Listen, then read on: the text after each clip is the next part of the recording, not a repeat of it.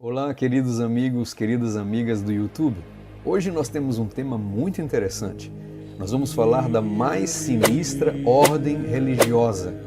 Nós vamos falar da mais obscura ordem que você já ouviu falar. Por volta do século XV, o protestantismo crescia assustadoramente, principalmente na época de Martinho Lutero, com as suas 95 teses sobre a fé, sobre a justificação pela fé. O Vaticano foi grandemente abalado e em 1517 foi o clímax, e eles criaram a Ordem Secreta dos Jesuítas no ano de 1540, no dia 27 de setembro, pelo Inácio de Loyola.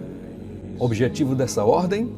Preste bem atenção: destruir o protestantismo. Você pode ver agora a foto de Inácio de Loyola, da estátua dele, no Vaticano, com um pé sobre o corpo de um protestante. Você já ouviu falar no lema deles? O fim justifica os meios. Qualquer coisa faremos para destruir e promover o papado. Para conquistar a simpatia das pessoas, os jesuítas empreendem hospitais, creches, orfanatos, escolas, etc. Mas o principal objetivo, não esqueça, pôr todos os reinos e nações da terra sob o domínio papal. No passado, quando os governantes descobriam que não havia limites na atuação dessa sinistra ordem, passaram a expulsá-los das nações. Foram expulsos do Brasil em 1759 pelo Marquês de Pombal. Foram expulsos também da Áustria, de Portugal, da França, da Rússia, Espanha e muitos outros países. Agora leiam o que um escritor, filósofo e jornalista do Império Russo falou sobre os jesuítas. Os jesuítas são simplesmente o exército romano pela superfície terrena do mundo no futuro, com o pontífice de Roma como imperador. Esse é o ideal deles. É simples desejo de poder, de ganho terrestre imundo, de dominação, algo como uma servidão universal com eles. Isso é, os jesuítas, como mestres. É tudo o que eles representam. Eles nem acreditam em Deus, talvez.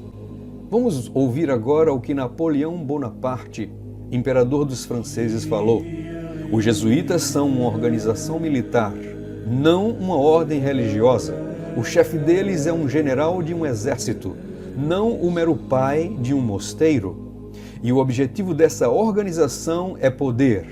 Poder em seu exercício mais despótico, poder absoluto, poder universal, poder para controlar o mundo pela vontade de um homem, isto é, o Papa Negro, o superior geral dos jesuítas.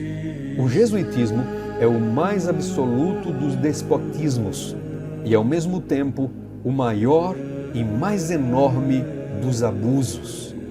Samuel Morse, inventor americano do telégrafo, autor do livro Foreign Conspiracy Against the Liberties of the United States. Ele falou: os jesuítas são uma sociedade secreta, uma espécie de ordem maçônica com características superdirecionadas de odiosidade revoltante e 1000 vezes mais perigosas. Vamos ler agora o que James Parton, historiador americano, falou.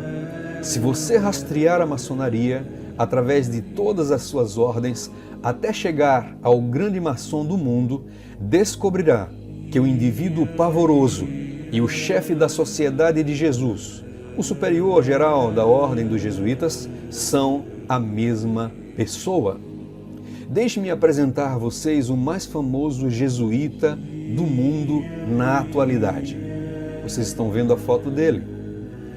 Cuidado, queridos. Não sejam enganados pelos olhos, contemplando alguém vestido de branco, com cabelos brancos, falando coisas agradáveis, com voz mansa e agradável.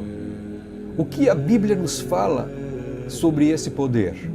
Apocalipse 13, verso 4 diz: E adoraram o dragão, porque deu a sua autoridade à besta. Também adoraram a besta, dizendo: Quem é semelhante à besta? Quem pode lutar contra ela? Foi-lhe dada uma boca que proferia arrogâncias e blasfêmia. Meus queridos, uma boca que proferia arrogâncias e blasfêmias. Que blasfêmias seriam essas? Que arrogâncias seriam essas? Eu vou lhes dar 3 momentos em que ele falou algumas arrogâncias. Essa figura que vocês viram na foto. Primeiro, esse homem falou que a cruz foi o fracasso de Deus. Nós sabemos que a história da cruz não termina com a morte de Jesus. Nós sabemos que a história da cruz termina com a ressurreição. Então jamais, queridos, a história da cruz foi o fracasso de Deus. A segunda blasfêmia foi que Deus não tem varinha mágica, apoiando o evolucionismo, dizendo que Deus não saiu por aí construindo o mundo e as estrelas com uma varinha mágica. Sim, queridos, verdadeiramente esse homem faz parte de um poder blasfemo.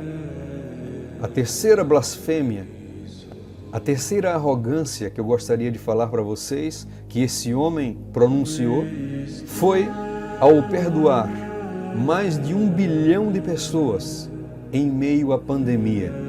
Nós sabemos que a Bíblia fala que o único que pode perdoar pecados é Deus, Jesus Cristo.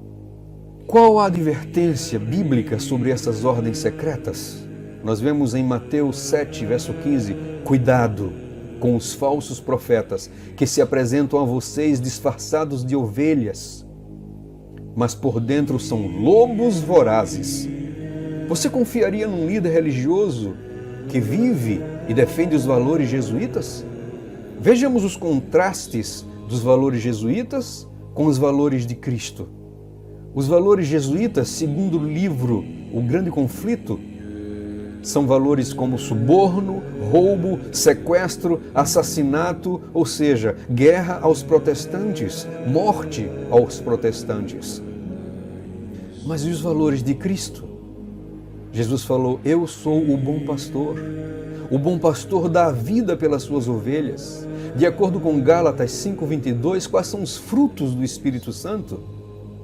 Esses frutos são alegria, amor, paz, paciência, amabilidade, bondade, fidelidade, mansidão e domínio próprio. Queridos, agora você já sabe. Vocês sabem que há séculos atrás, essa ordem religiosa ocasionou o que se chama de Inquisição. E nessa Inquisição você pode conferir algumas fotos que nós estamos colocando. Milhões e milhões de cristãos foram assassinados. Nós vemos aí algumas fotos das torturas que foram implementadas. Milhões foram queimados vivos. Meus queridos, agora vocês já sabem. No fim, a humanidade se dividirá em 2 grupos, que seguirão 2 líderes. Aqueles que seguem o Cordeiro de Deus ou aqueles que seguem a besta com as suas blasfêmias. Que líder nesses dias finais vocês irão seguir? Essa será uma escolha de consequências eternas. No final, é você que decide. No final, você decide. Nesse momento eu gostaria de convidar você para uma oração. Feche seus olhos. Senhor Deus, muitos enganos estão aparecendo nesses últimos dias. Muitos caminhos estão sendo oferecidos. Que os nossos olhos não sejam enganados pelas coisas que se veem, mas que o nosso coração, abençoado pelo Teu entendimento, a nossa mente iluminada com a Tua luz, que nós possamos discernir, entender a diferença da verdade para o erro, da escuridão para a luz. Ajuda-nos, Jesus. Toma a nossa mão, segura-nos caminha conosco, protege todos aqueles que ainda estão na ignorância e salva-nos no teu poder, em nome de Jesus. Amém. Que Deus te abençoe, hoje e sempre. E não se esqueça, pés no chão, mas os olhos lá no céu.